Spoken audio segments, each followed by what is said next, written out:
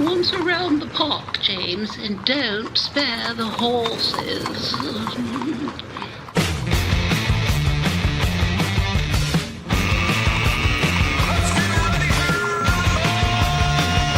It's showtime.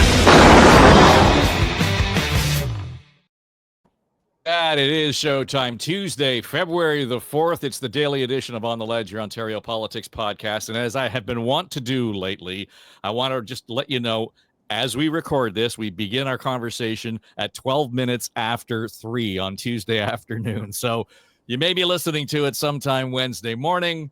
Things may have changed by the time you hear it, but the content and the analysis and everything else will not. So that's why we've got the crew around the table, and that's what we've been trying to do with the daily. Needless to say, there's been no shortage of fun stuff to talk about and stuff to stick handle around, and we've been doing it on a daily basis since the writ period began last week. Today, around the table, we're happy to welcome in Bob Richardson, who, of course, spends time with the Hammersmith consulting team, but also a good deal of experience and background, war rooms, political advice for all kinds of folks and campaigns over the year. Anna Bailão is here, back with us, the former deputy mayor of Toronto. Last time we recorded, we were stick handling. Was it March 1st? Was it February 1st? And things changed just in the course of the recording of our podcast. So lots was going on.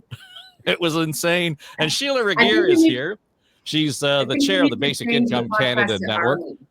And we'll want to talk a little bit about experience from that sort of that nonprofit view, the need to get to policy and those conversations, and I think are all important. But out of the gate, just as we were getting ready to come on, I got an email from Andrew Enns at Leger, and I'll just throw the numbers out here. These have just been posted. PCs at 47%, Liberals at 23%, NDP 17%, the Green at 8%. Bob, does that kind of jive with your vibe and your read of how people are feeling today? I think I think things are moving. I think it's tightening up a bit. I think that might be a little bit on the high end for the Conservatives.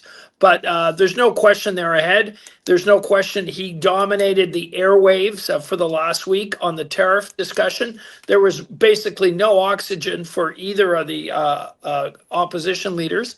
So I'm not surprised to see that. Whether or not that's going to hold for the next 3 weeks is the key question. We've got a 30-day pause on tariffs. Means you can't really talk about it every day, and you got to start talking about things that you should be doing when you're the Premier of Ontario. You should be talking about affordability, you should be talking about healthcare, education, and the economy in general, particularly employment, which is not great here. So I think they're in for a bit of a tougher ride for the remaining two or 3 weeks in this election than they had in the opening gambit. Anna, the thing that strikes me is two things. First is that there was an Ipsos poll out on the weekend, and it had the Tories up in the 50% mark. And I think the guys at Ipsos noted that a Conservative party had never had that kind of support since 1929. And we all know what happened then. So let's not hope for a repeat. But the thing that strikes me about these numbers today from Leger is that even combined, the Liberals and the NDP are well behind what the Tories are doing in terms of performance. Yeah, and I think we see that in the campaigns. We continue to see people coming out in support of the Conservatives and Doug Ford that we're not used to seeing. Like we talked about some of the unions, they just had again, the Ontario Firefighters Association. So these are organizations that are not traditional supporters of the Conservatives. So they continue to eat into the other party's breakfast, lunch and dinner, to be honest with you. I think in the last few days, we've seen better performance from the Liberals. It is interesting that the numbers from the NDP continue to go down. And I think it's a campaign that is not getting any traction. That is for sure. And so will this become a Liberal Conservative? It very much might be, just because, as Bob said, and as we said when I participated on Friday, it's going to be really hard to sustain this tariffs issue for the next 3 weeks.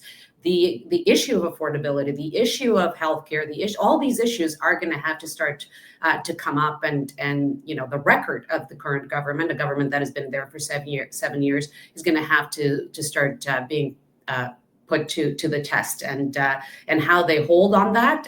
It's what this campaign is going to be all about. Well, affordability is what you all about at the Basic Income Canada Network, Sheila, and I wonder whether or not you saw that reprieve, that even though it's only 30 days, to be something of a bonus or some relief for you and your group, just to be able to say, finally now, to Bob's point, we've got to get off the tariffs solely in terms of conversation. We do need to start having substantive debate and discussion around the bigger issues. And if affordability is an issue, then the guaranteed income should be on that conversation list. Yeah, it's really quite interesting. I agree with Bob that the dynamic really has changed now, that we're looking at still impending tariffs. This has not gone away, and we know that it's going to hurt people. It's not going to hurt people very much, like me, for sure. But there are people who are already struggling. So we've got this new problem of, tariffs and this adjusted relationship with the United States added on to a whole bunch of problems that we haven't solved, and that both provincial and federal governments haven't done a very good job at. And that's making sure that Canadians really do have some kind of reasonable income security in a very precarious world. Well, let me ask you then, Sheila, when you saw this kind of playing out, and it's always been the long play in terms of how you guys have sort of figured out where your success is going to lie. And I say this with all due respect, but how much of a distraction does a campaign become from the real work that you want to get done and get results for? Oh, I think you just have to take advantage of every opportunity, and sometimes in chaos there is opportunity. Even just today, I was on a webinar that was hosted by the Canadian Centre for Policy Alternatives, and they talked about a paper that a couple of guys had written that look at different ways that we can get at the guy who's running the American administration now, that are not just about tariffs. There are lots of really creative ideas, but one of them is actually bringing back something like CERB on a more permanent basis that gives Canada some stability, some flexibility, capacity for people, ability to innovate, and look to the future economy, not the past one, but the future one. And I think, and at least a couple of the parties are talking about some form of income protection. The Greens have a longstanding commitment to basic income. The NDP, I believe, are talking about some form of income protection that's not CERB, but maybe something like CERB. I don't know. So the conversation is out there, and the need is not going away. I mean, clearly. Well, Bob, I heard that the premier or the Conservative leader in Ottawa today on his campaign stop, and his announcement was he was going to upload the LRT to the province, and everybody was excited about that, and that was a conversation worth having. But one of the things that he really stressed was the need to get to action, get to doing things, and he said at COVID speed. And to Sheila's point, it was sort of reminiscent of, we need to get stuff done now. We learned from COVID, perhaps. Is there something that we can do and get involved with or present that helps inoculate us from what's coming? Because just because we got 30 days reprieve doesn't mean, that's the end of the road. There's still going to be the possibility of problems. We've got a chance to put something on the table. Is that kind of an announcement the kind of thing where policymakers should be looking at it seriously and putting it in the campaign platform? Well, number one, if you're going to talk about doing stuff at, quote, COVID speed, you should get a number of your existing files done at way less than COVID speed and finished. Let's start with the Eglinton LRT. which is in what, year 12 or year 14. Anna, you would know better than I. But like, there are a number of things that have been sitting out there. There's problems in our schools that need retrofitting that needs to be done, and people have known that. And by the way, this isn't just a Doug Ford issue. It's been going on for a number of years. Healthcare, particularly emergency healthcare in rural areas, needs to be taken care of. So too often with this government, it's whatever the most recent shiny bauble has to be dealt with at COVID speed. Let's get some of the basics done now. It's well over time for a number of these items. Let's get those taken care of. And I think that to a certain degree, Ontarians are starting to get a little skeptical on these sort of pronouncements when they see what in actual fact has happened in terms of delivery in the last 7 years. So what's important there, though, then, Bob, as we move into the end of the second week, and I know it's only Tuesday, but I'm thinking of it's going to come in a hurry. How do you advise any one of the campaigns to say, okay, this is the opportunity to really reinforce or shift or focus or sharpen that discussion to get it off tariffs? Well, I think the Conservatives have done a very good job controlling the message and controlling the oxygen. I give them full marks. I think they need to turn into a little bit of a broader economic message, but still keeping a lot of that message that they have with tariffs going forward. For the Liberals, I think they should go hard on healthcare. I think they should go hard on healthcare, hard on affordability, and quite frankly, hard on employment. That's what I would do. And she should be back to basics, and she should be saying, "I'm going to get things done. I'm making promises to do those sort of stuff." Mary Stiles, I find. I like Merrick Stiles. I went and saw her speak at the Empire Club. I thought she was quite good. But they seem to be a bit issue a day-ish, if I can call it that, a little bit all over the ground. I think that they have to take a good look at their campaign, focus on one or two things, and drill down. Because right now, she's a bit of the beige wallpaper of Ontario politics. She's kind of there, but she's kind of all over the place. And I think they need to get more focused. Can I pick up on that, Dave? Because actually, Marit is my MPP, and she's very personable. She's very. Yeah, I agree. Good. I'm actually quite surprised how little traction they're getting, because they have also a likable leader, but they're not getting the traction, the message. There's no message in there. Like, you can't grab on to anything. So it's been really hard for them. With regards to that messaging about the tariffs, how to get out of that. I think it's going to be really hard, just because it's in everybody's mind. Like, if you own a business, if you work for a business, that is going to get impacted. But the reality is that because some of the work has not been done properly, we're not as well prepared to deal with this. And I think that's the connection the opposition would have to make.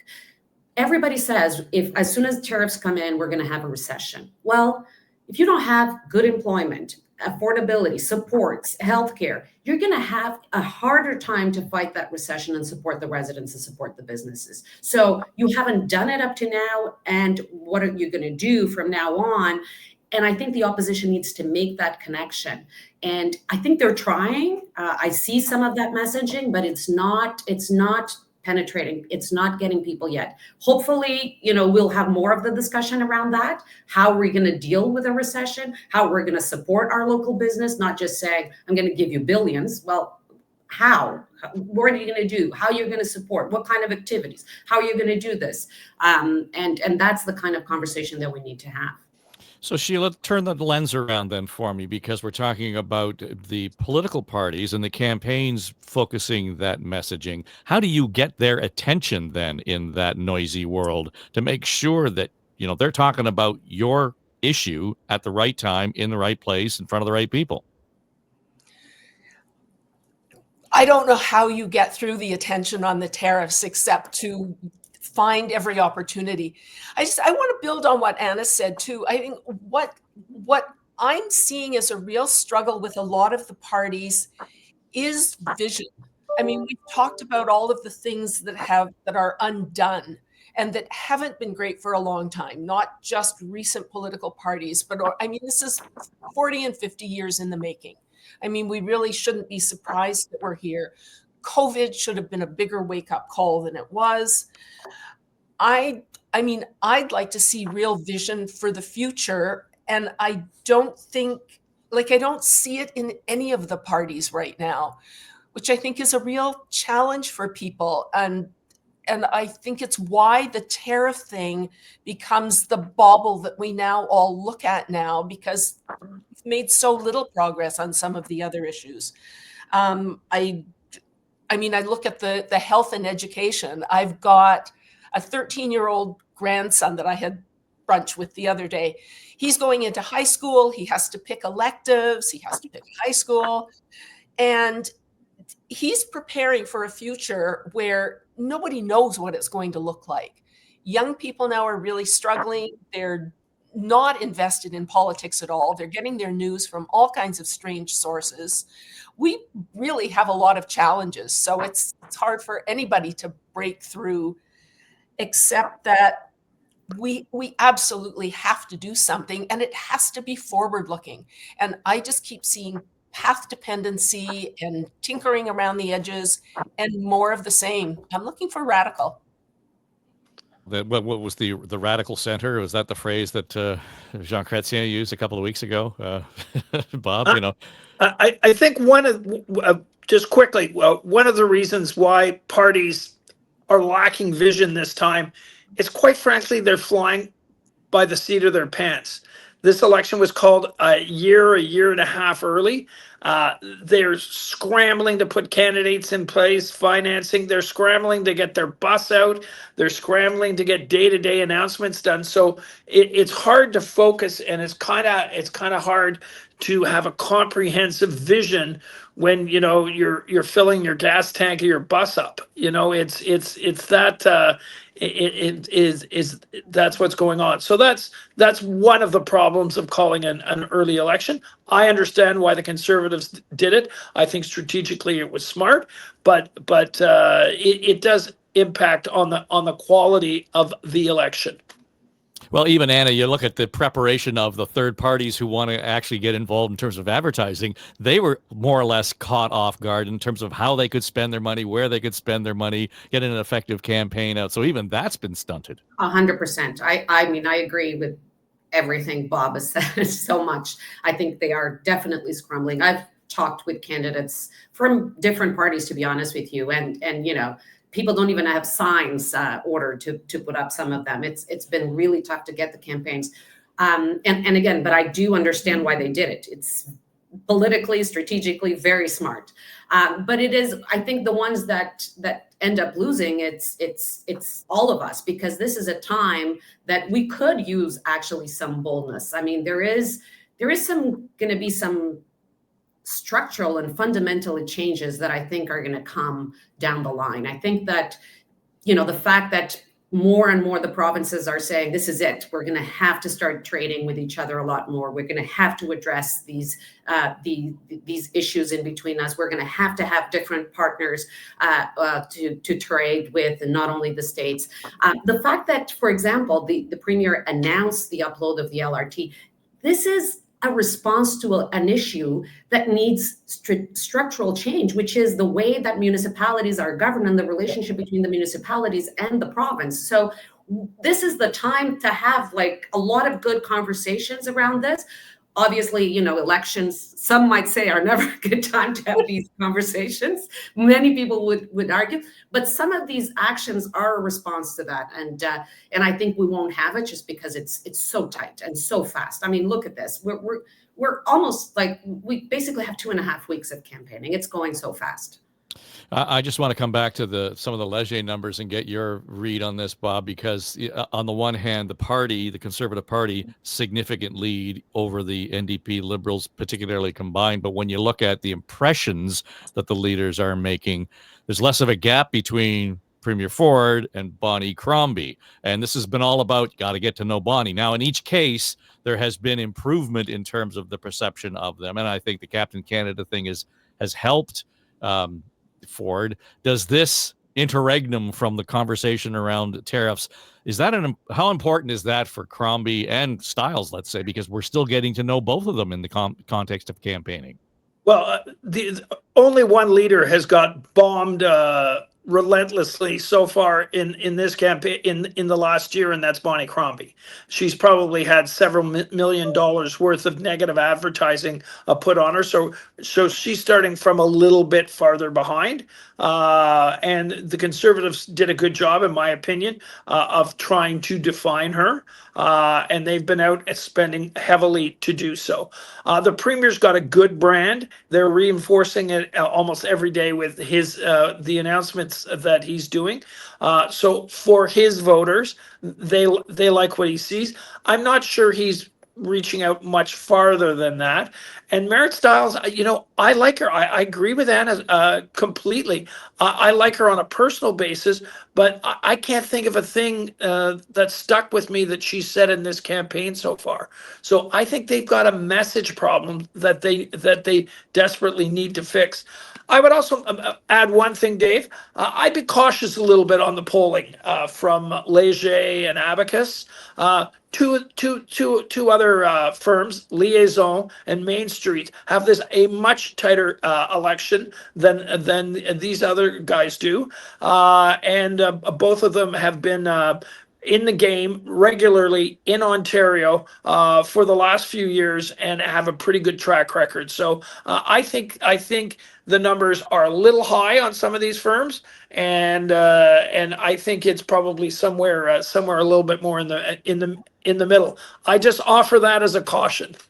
Well, I would channel our friend John Wright and just say it's all about methodology without getting down on the weeds. What he would say is look for the consistency and the trend in each individual pollster, and when we see a drop or a spike, that's when you'll probably want to pay attention to. I agree with you. You're going to look at variations, and he would say, when we were doing polling at such and such a place, and if we looked at somebody else, they would consistently be 8 or 5% higher than we were, no matter how we did it based on methodology. But to your point, that affects the way people vote, Sheila. When they see polling results, they see how the campaign is shaking out. We all want to think we're smart enough to make our own decisions. And I'm not bashing the pollsters. They've got a role to play here. But that does play into how we view where we are and how we view where we may vote. Well, I was just thinking the same thing as Bob was talking and wondering whether this whole tariff thing and the, proud to be Canadian thing again might affect who votes this time. And the, voter turnout amongst more aware people could shift things. I must say, I am a bit worried about the whole Captain Canada branding thing and whatever. I mean, it sounds really good to people who don't pay attention to news and don't pay attention to policy. But the problems that we see once tariffs get imposed, all of the structures that have led to problems in our healthcare system, problems in education, all of this is still going to be there, and it's going to be compounded for people that are still struggling. I hope some of those people are going to wake up and pay attention more and really do vote this time. Like, stand up and really, put your vote where your mouth is. If you are Canadian, if you are Ontarian, and you really care about what's happening with your democracy in your country, just pay attention more. Yeah, it's an observation. I would also say that at this time, especially at the beginning of the election, it is really important to see what happens between the Liberals and the NDP. Right. They were so close when the election started. It is really interesting now to see the NDP going down, Liberals going up. So clearly there is a movement that might turn the Liberals into the official opposition if they don't, get any further. And for me, to be honest with you, what gets really interesting is to see how this translates into the seats, because these numbers sometimes don't mean much depending where the vote is. So I'll be really interesting when we start seeing some of these numbers translate into where are they and how many seats each party is actually about to have. So for me, that's the most important thing. Yeah, the efficiency of the vote has become a standard part of that conversation, and certainly we learned that on a federal level.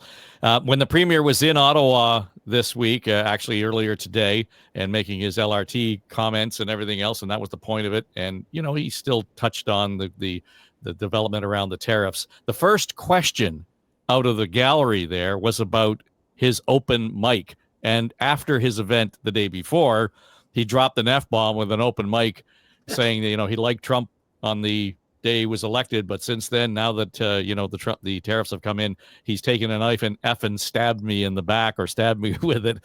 And he didn't know the mic was on, but that was the first question and the focus of the media when they got a chance to ask questions. Why did you support Mr. Trump ahead of the election when it was clear he was going to target Canada with tariffs? Well, you know something, I always believe in working with anyone. And on the hot mic, he makes me swear once in a while. I think he makes a lot of people swear in this country.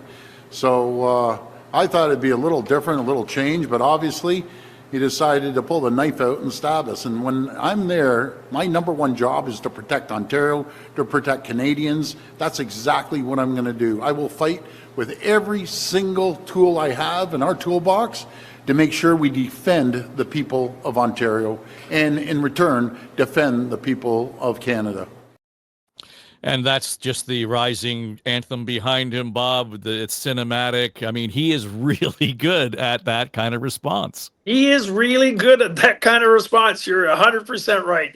He does it well. I think this is a bit of a blip. It does give some people a little bit of caution. Geez, because most Canadians do not support or did not support Donald Trump, so he would be very much in a minority in that. And I would suggest you a fairly small minority in comparison to what went on in the U.S.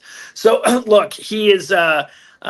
He'll get, this is a nothing issue. He'll get by it in a day, but it does show you that you can only talk about tariffs for so long, and you can only talk about protecting Ontario for so long in that context. There are other issues he's going to have to deal with, and he's got to come up to speed on them a little bit more, and he's got to be prepared to take some heat on those issues too as well. Well, maybe even to make the point, Anna, yesterday, he came out with the guns a-blazing. We're taking all the alcohol off the shelves. We're going to cancel our deal with Elon Musk. Elon Musk on Twitter said, "Oh, well, what big deal." He wasn't really fussed by it. So it really kind of underlined what Bob was saying. There's a lot of fire and bluster in it from here and from our perspective. People were cheering about it, and liberals kind of tripping over themselves to say, "Hey, that was our idea." So now that that's out of the way, but you got to wonder, when we begin to look at that, the other side of it was, and Sheila referred to this already, is that this conversation has required us to sharpen our focus in terms of how do we foundationally create or reinvent or reconnect or reinvigorate an economy that will be inoculated from the whims of a Trump or Trump 2.0, whoever comes after him.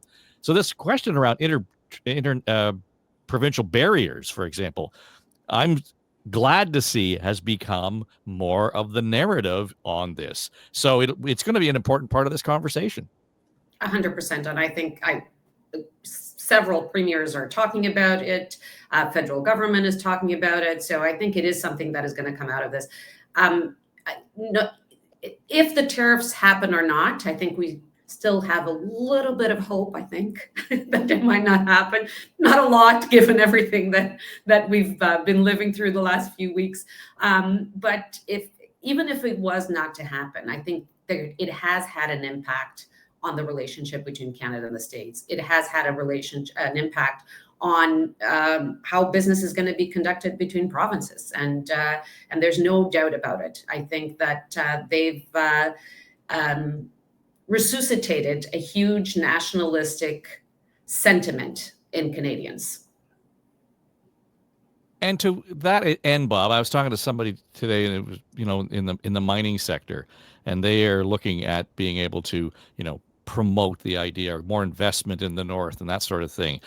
A year ago, there was sort of mildly on the radar. Today, it's on the radar. And that level of, I want to buy Canadian, I want to be Canadian, I want to say, to hell with the Americans, we're not going to put up with their BS on that front.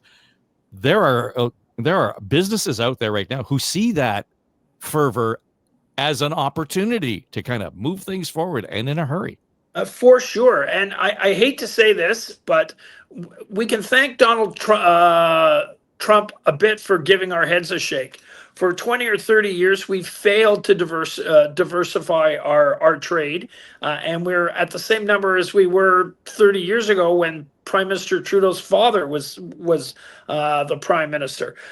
That's got to be fixed. We've got to do more trade with the EU. We've got to do more trade with Australia, as an example. We need a free trade deal with Great Britain. We need to close on that and get that done. And we need to get more aggressive about it. I think we've been a little docile in terms of getting those things done.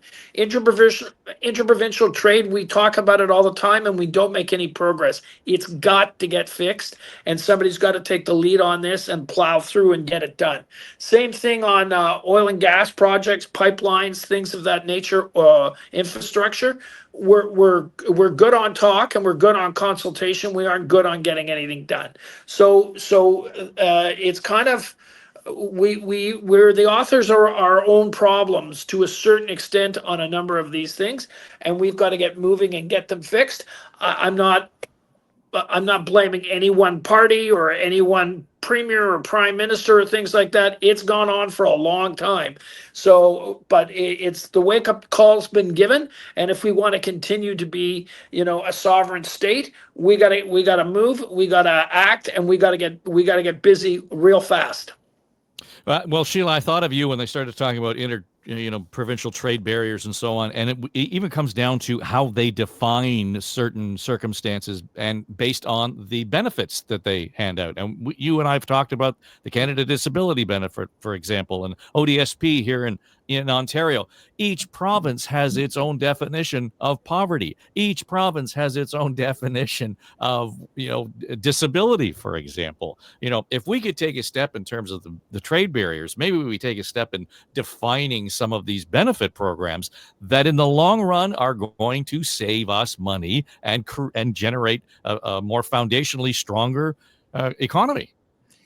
They're good for us, and they're a danger to Trump, because his own country is like a mess domestically compared to some of the good universal policies we have here, like healthcare, like our kids and seniors benefits. Like, we are in a really good position in Canada to do some very positive things.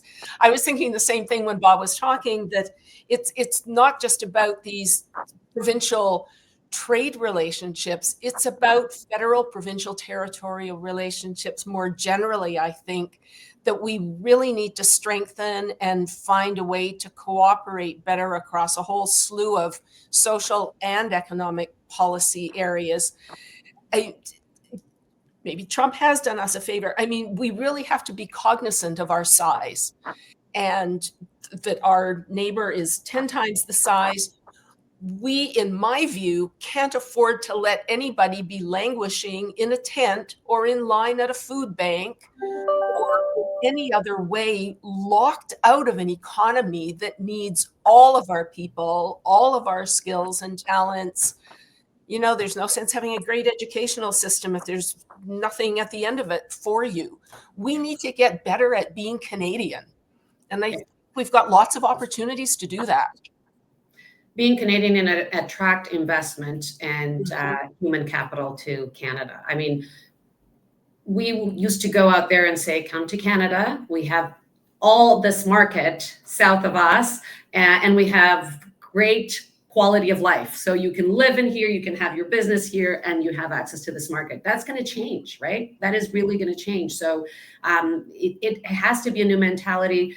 How we're going to continue to attract capital, all these internal tariffs, the way that we tax business, the way that we tax people, we're going to have to look at all that if we want to continue to grow economically, if we want to continue to attract capital to create jobs, and to continue to attract human capital to come to this country and have the best minds still picking Canada to come to here. So it's going to have to be a big shift not only the tariffs, but actually towards our attitude. Because one of the big reasons, one of our selling features used to be the proximity and the close relationship with the states, and that Trump has shown to the world that is not what it used to be. Well, interesting. The number that came out that caught my ear, and I think probably contextualizes the effect of this, Bob, really effectively, is to say that the interprovincial barriers are the same or worse than the tariffs that Trump was going to slap on us yesterday at 25%. And we're all upset about that. So this might be the thing that moves the rock up the hill. Yeah, and we need an interprovincial trade czar. I hate to say that everyone wants to be a czar nowadays, but we need somebody to take this on and to really drive it. I was talking to a former premier just last week on this, and he said he tried to in his own province move things forward and get things done, and he was greeted to a brick wall on half of the things and just couldn't make the progress that he thought he was going to be able to. So there's entrenched interests there. It's going to be tough. It's not going to happen overnight, but we have really got to get at this one. But sometimes crises like this create the environment and the That's opportunity. Right. Absolutely. So I think that we do have an opportunity here to have a serious conversation about this, because what was yesterday, it's not today. The market is not there. So they're going to have to look at the other provinces as a possible market. Yeah, the whole line, don't waste a good crisis. I mean, exactly. Right. That's right. I want to talk about a little bit about more of the local politics, because, out of everybody I know, Bob, you're the guy who's probably plugged in more off the top of your head in terms of how ridings playing out across the province, never mind across the country. Is it good politics for the mayor of Brampton to be actively campaigning effectively against Bonnie Crombie? Well, we haven't seen that, I don't think, too much before in Ontario. I was trying to think of it. Usually mayors have tried to keep their powder dry. I think, shall we say, a number of the mayors feel under a degree of pressure from the governing party to take part in partisan events. We saw that. We've seen it in Niagara. We've seen it in Brampton. We saw it today in Ottawa. That's not traditionally been the case. But I think a number of folks are, shall we say, feeling the heat to a certain extent. I'm not sure that is a great thing to do, and I think it might be a little bit of overreach here. But it is what it is, and you need to get on with it. So, but I think the mayor of Brampton. I think there's some local politics there too, because there was some tension between him and Mayor Crombie as well. So I think there's a little bit of that going on as well. Well, there's also the headline is not who's running against Bonnie Crombie by name, Bob. It's Patrick Brown's mother-in-law is running against. Yeah, so I don't even know her name. I just know it's Patrick Brown's mother-in-law. Sylvia Gualtieri. There you go. Gualtieri, I think. Yeah. Yeah. And again, it's one of those things where Anna, it becomes this maybe a distraction outside, but it's an aggravation that all of a sudden it's kind of like being sued by somebody in a nuisance suit, because it doesn't going to matter to anything, but you got to hire a lawyer and you got to go to court and you got to deal with it. And there's a distraction from everything else you're doing. And at this stage of the game, it might sound small, but it's one of those things that, I don't know that Bonnie Crombie can afford. Yeah, especially the local race, right? You want the leader to win the riding. And from what I can see, I think the Conservatives are putting quite a bit of resources in the riding. So it's going to be an interesting local race. There's going to be a lot of people in there. Obviously, that's also a way to keep liberal volunteers and resources from going into other campaigns. So it's very strategic. That's what's happening there as well. And so it's part of the political game. It's very strategic as well. Well, and indeed, out of all of this, Sheila, when you look at, for example, here in Ontario, we had the pilot project under the Kathleen Wynne government for basic income. Is any of what you're having to say at a political level, not just in Ontario, because I know we're going to have a federal election soon, is there a place where you're seeing it sort of percolate to the top as part of the conversation as a solution to some of the things that we've discussed? But guaranteed income, that is?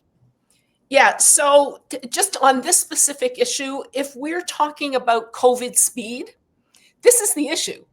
I mean, this is the thing that everybody needs to understand. And it's because that fortunately the pilot in Ontario lasted long enough that we did get really, really good results before Ford decided to cancel it. So we know that it acts really fast to stabilize lives, to let people adjust, to transform. This is, like the way you're able to go back to school and enter the labor force in a different place, in a different sector, as the economy shifts. It gives people hope.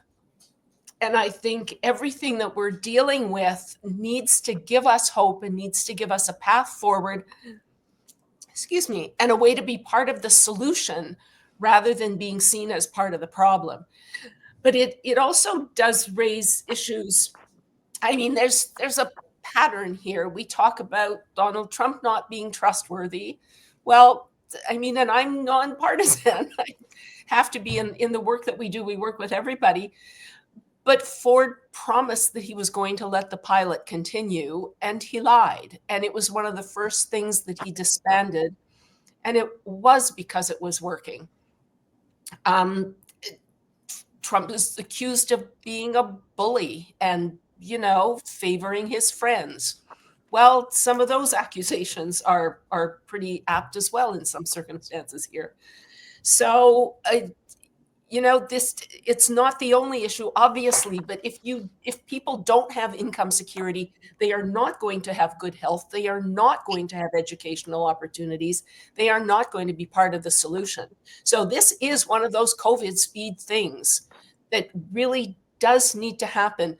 Municipalities are calling for this. So like if we're looking at a new Canada and new federal provincial territorial relations, we need to include municipalities in that too, because they are now bearing the brunt of all of the failures of federal and provincial policy in taking care of people. So, we've got work to do. But the solutions are there. Like we'd be tearing our hair out if it looked like we didn't have anything and we didn't know what to do. We know what to do. We need to find the people who have the courage to do it. Yeah, I was talking to somebody today. The time for study and research is all done. We're in a moment and an opportunity for action. And I think, Bob, you made the point in terms of that's how we're going to deal with trade across the country. Does any of this, and I've been asking this in every episode, every day, in the past, Anna, the debates, they come, they go. I got interesting perspectives from John Tory and Tim Hudak the other day in terms of how they prepared for it and how scary it was to sit in that studio with only the moderator in the room and the cameras on and not really knowing whether or not you were being able to engage with the audience. Does this shift in the tariffs now make it more difficult or easier for the opposition to kind of make their point? Because clearly now tariffs can't be the only thing we're going to talk about, and the debate, whenever that happens, is going to be the focus of that. Tariffs will be a part of it, but we're going to get to what Sheila was talking about. We're going to get to the healthcare Bob was talking about. We're going to get to the education. The Conservatives are going to have to answer for that in there. Does this change the calculus at all? I think that the Conservatives are going to continue as long as possible to make the tariffs the issue. And I think again, like I said before, the opposition parties need to bring those issues and connect the record from the last few years to the capacity to respond to these tariffs that you need in the healthcare, in creating jobs, in fighting for the economy. Have you been doing that for the 7 years? That's the connection that they have to make. How effective have you been over the last 7 years? And given that this will be the most difficult time, are you the right person and the right party to be in there? Are they going to be successful in making that connection? I'm not sure, but that's what they need to do, in my opinion. Well, Bob, then is the debate then sort of a focal point for if we're going to have a change election, it's changing the ballot question. Is that the place to do that? Yeah, I certainly is. Does this change the calculus? Big time. This is the first break that Bonnie Crombie and Merritt Stiles have had since the call of this election. Up until this point, Doug Ford has been able to very successfully control the message and kind of control the political oxygen out there. It's now going to be a little fairer. Other issues are going to have to come up. The Conservative campaign is going to have to pivot somewhat, and if they do that well, they will likely roll on to victory. If they don't do that well, it could turn into a little bit more of a race. So I think that's what we're going to find out in the next week or two, and the debate is a critical point in that. People aren't checking in that much because there's so much going on. There's a federal Liberal leadership. There's the tariff thing going on. There's a million different things going on. So I think the debate will be crucial because it'll be the one time when people are focused on the provincial issue, and they'll be making a number of decisions at that time. Yeah, well, and as we've already learned, day to day, there's a whole new layer of complexity and questions to be asked. So I would dare to say hour to hour to hour. You're the optimist. Okay, way to go. Sheila Regehr, Anna Bailão, Bob Richardson, thanks for this, and we'll have you all back. I've got you in the calendar, so we're looking forward to watching how this unfolds and your contributions. So thanks for being here. This has been great. It's On the Ledge, your Ontario Politics podcast, and you can find us on YouTube, on my YouTube channel. Also, if you prefer to listen on the iPod, and you can check it out on, let's see, we've got us on Spotify, on Apple, on iHeart, and Google now actually has the podcast, including with the video. So there's no shortage of opportunity. And of course, we drop in on News Talk 1010 just before the morning show. So, and if you're, again, if you're not up early enough at 5 o'clock in the morning to listen to it on the radio, there's no excuse for you not to be able to listen to us. If you've got something that you want to add or question, or you want to scream at us, you can go to my website, davetrafford.com. We've got a talkback message button there. Hit the button, leave your message, and we'll do our best to include it in the programming. Other than that, we'll leave it there for the day. As I said, things may change by the time you listen to this, but the analysis and the good guidance that we got from our guests will not. So enjoy the show and do, make sure you come back. It's On the Ledge, your Ontario Politics podcast, the daily edition. I'm Dave Trafford for Story Studio Network.